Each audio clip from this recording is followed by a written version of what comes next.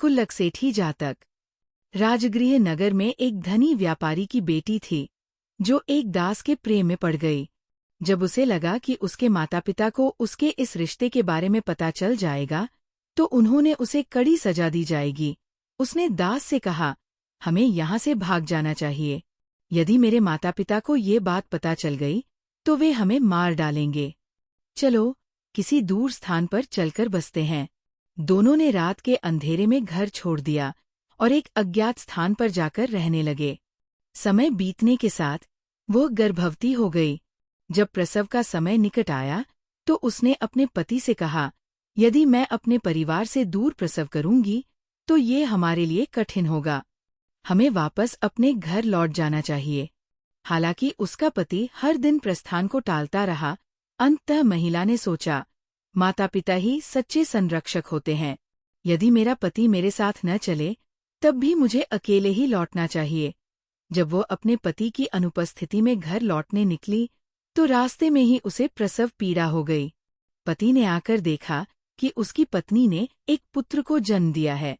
चूंकि ये बालक यात्रा के दौरान पैदा हुआ था, उन्होंने उसका नाम उपासक वेमन रखा। कुछ समय बाद महिला फिर से गर्भवती हुई और पहले की तरह ही यात्रा के दौरान उसने एक और पुत्र को जन्म दिया। पहले पुत्र को महा उपासक ग्रेट वेमन और दूसरे को कुल्लक उपासक लिटिल वेमन कहा जाने लगा। बच्चों का अपने परिवार से मिलन। जब बच्चे बड़े हुए, तो उन्होंने अन्य बच्चों को अपने दादा दादी और रिश्तेदारों के बारे में बात करते सुना।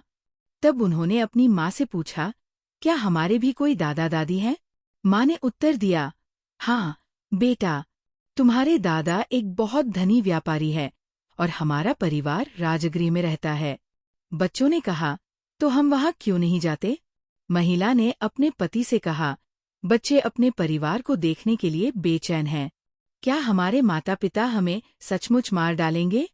चलो, बच्चों को उनके दादा दादी से मिलवा देते हैं। इस प्रकार वे राजगृह पहुँचे और नगर के द्वार पर एक विश्राम गृह में ठहरे।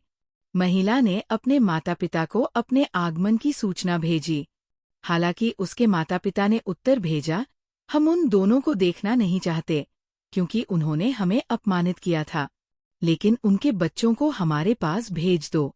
इस प्रकार बच्चों को उनके नाना नानी के पास भेज दिया गया और वे वहीं पले बढ़े। बुद्ध के प्रवचनों से महा उपासक का प्रव्रज्या ग्रहण करना। महा उपासक अपने दादा के साथ बुद्ध के प्रवचनों को सुनने जाया करता था। एक दिन उसने अपने दादा से कहा, मैं संन्यास लेना चाहता हूँ। दादा ने खुशी खुशी उसे बुद्ध के पास ले जाकर उसे भिक्षु बनवा दिया। वह कठोर तपस्या करने लगा और अंततः अरहंत तत्व प्राप्त कर लिया। कुल्लक उपासक की कठिनाई और बुद्ध का मार्गदर्शन। जब महा उपासक ने कुल्लक उपासक को भिक्षु बनने के लिए प्रेरित किया, तो वह भी संघ में शामिल हो गया। लेकिन कुल्लक उपासक अत्यंत मंदबुद्धि था। 4 महीने के कठिन प्रयास के बावजूद वह केवल एक श्लोक भी याद नहीं कर सका। महा उपासक ने निराश होकर कहा, भाई, तुम इस धर्म को ग्रहण करने योग्य नहीं हो। इतने समय में तुम एक भी श्लोक याद नहीं कर पाए। भिक्षु जीवन छोड़ दो। कुल्लक उपासक को ये सुनकर बहुत दुख हुआ और उसने सोचा, अब मैं गृहस्थ जीवन ही अपनाऊंगा। लेकिन बुद्ध ने उसकी ये मनोच्छा देख ली और मार्ग में उससे मिले। बुद्ध ने उससे कहा, कहाँ जा रहे हो? कुल्लक उपासक? उसने उत्तर दिया, गुरुदेव, मेरा भाई मुझे अयोग्य समझकर संघ से निकाल रहा है, इसलिए मैं संन्यास छोड़कर गृहस्थ जीवन अपनाने जा रहा हूँ। बुद्ध ने कहा, तुम मेरे पास आए बिना क्यों जा रहे थे? आओ, मेरे पास रहो। ज्ञान की प्राप्ति। बुद्ध ने उसे एक स्वच्छ वस्त्र दिया और कहा, पूर्व दिशा की ओर मुंह करके इसे मलते जाओ और 2 शब्द दोहराते रहो, अपवित्रता का नाश। कुल्लक उपासक ऐसा करने लगा। कुछ ही देर में वस्त्र गंदा हो गया। ये देखकर उसने सोचा, अभी अभी ये वस्त्र कितना स्वच्छ था, लेकिन मेरे छूते ही ये मैला हो गया। यही दशा हमारे शरीर और मन की है। सब कुछ नश्वर है। जैसे ही ये विचार उसके मन में आया, उसे आध्यात्मिक ज्ञान प्राप्त हुआ। उसी समय बुद्ध ने एक दिव्य रूप में प्रकट होकर कहा, मलिनता केवल शरीर की गंदगी नहीं होती। कामना, क्रोध और मोह ही वास्तविक मलिनता है। जो इनसे मुक्त होता है वही सच्चा शुद्ध व्यक्ति है। ये सुनते ही कुल्लक उपासक को अरहंत तत्व प्राप्त हो गया और उसे समस्त धर्म ग्रंथों का ज्ञान हो गया। महा उपासक की भूल और चमत्कार। दूसरे दिन महा उपासक ने 500 भिक्षुओं के लिए आमंत्रण स्वीकार कर लिया, लेकिन कुल्लक उपासक को छोड़ दिया। यह जानकर कुल्लक उपासक को दुख हुआ।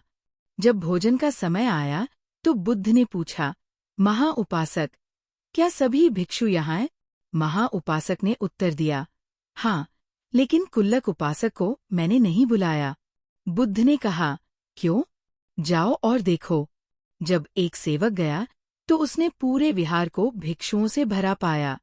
कुल्लक उपासक ने अपनी अलौकिक शक्ति से स्वयं को हजारों रूपों में प्रकट कर दिया था। सेवक ने वापस आकर बताया, पूरा विहार भिक्षुओं से भरा है। बुद्ध ने आदेश दिया, पहले व्यक्ति का हाथ पकड़कर लाओ। सेवक ने ऐसा ही किया और तुरंत अन्य सभी भिक्षु अदृश्य हो गए।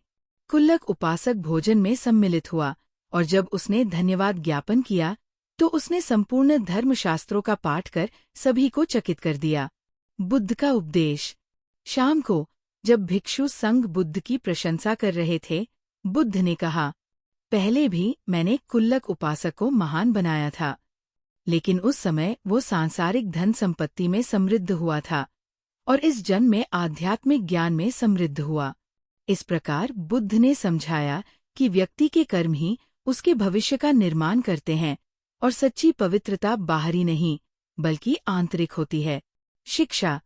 सच्ची अशुद्धता शरीर की नहीं बल्कि मन की होती है।